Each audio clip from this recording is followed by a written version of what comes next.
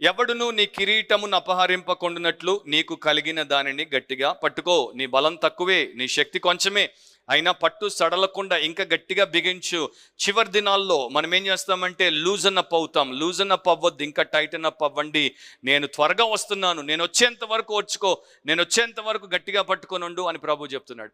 So ఈ చివరి దినాల్లో మనకేం కావాలంటే ఇంకా ఎక్కువ రోషం కావాలి, ఇంకా ఎక్కువ దృష్టి దేవుడి మీద పెట్టి గట్టిగా యేసును, గట్టిగా బైబిల్ని, గట్టిగా ఆయన ఆత్మకు మనల్ని అప్పగించుకునే వారంగా మనం ఉంటే ఆయన వచ్చినప్పుడు ఆయన్ని స్వాగతించేటువంటి వారముగా మనం ఉంటాం.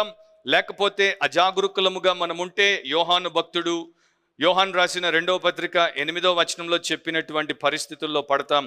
అటివాడే వంచకుడును క్రీస్తు విరోధినై ఉన్నాడు. మేము మీ మధ్యను నెరవేర్చిన కార్యములను చెడగొట్టుకొనక మీరు పూర్ణ ఫలం పొందినట్లు జాగ్రత్తగా చూచుకునండి. సో ఎంతో గొప్ప ప్రేమతో ప్రయాసతో దేవుడు మన మధ్యలో నెరవేర్చిన కార్యములను చెడగొట్టుకోకుండా మనం దాని పూర్ణ ఫలం పొందాలంటే జాగ్రత్తగా ఉండాలి. దేవుడు మనకిచ్చిన దాన్ని గట్టిగా పట్టుకొని ఉండాలి. ఎందుకంటే ఆ కిరీటాన్ని, ఆ స్టెఫానోస్ అనేటువంటి ఆ కిరీటాన్ని మనం కోల్పోకూడదు. ఓల్డ్ టెస్టమెంట్ లో ఎగ్జాంపుల్స్ ని దేవుడు మనకిచ్చాడు. ఏసావు తనంతట తానే తన జ్యేష్ఠత్వపు హక్కును ఇచ్చేసి కోల్పోయాడు, మూర్ఖుడు. అండ్ రూబేన్ తనంతట తానే తన యొక్క ఆధిక్యతను యూదాకిచ్చేసి పోగొట్టుకున్నాడు, మూర్ఖుడు. తన రాజ్యాన్ని తన అవిధేయత చేత దావీదుకిచ్చేసి మరణానికి అప్పగించబడ్డాడు, ఆ యొక్క అవకాశవాది అతిక్రమార్కుడైనటువంటి సౌలు. So they gave up their own blessing, their own reward. అలా మనం ఉండకూడదని దేవుడు చెప్తున్నాడు. ఎంపరర్ కలిగులా అనేటువంటి ఒక పేరు మాసినటువంటి చక్రవర్తి ఉన్నాడు. పెద్ద నేవీని తయారు చేశాడు. అందరూ అనుకున్నారు ఇక గ్రీసు దేశం మీదకి వెళ్ళి దాన్ని కైవసం చేసేసుకుంటాం, ఎందుకంటే ఇంత పెద్ద నేవల్ ఫోర్స్ని మా రాజు మా కోసం తయారు చేశాడని.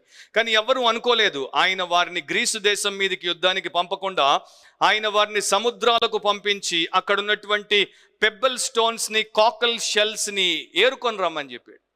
సో ఇంత పెద్ద సైన్యానికి ఇచ్చినటువంటి సాదా సీదా సత్తు పని ఏంటంటే సముద్రాల్లో దొరికేటువంటి ఆ యొక్క నునుపటి రాళ్ళు, ఆ కాకల్ షెల్స్ని ఏరుకొని రమ్మన్నాడు. ఈ వేస్టెడ్ ఇస్ ఆపర్చునిటీ, ఈ వేస్టెడ్ ఇస్ రిసోర్సెస్.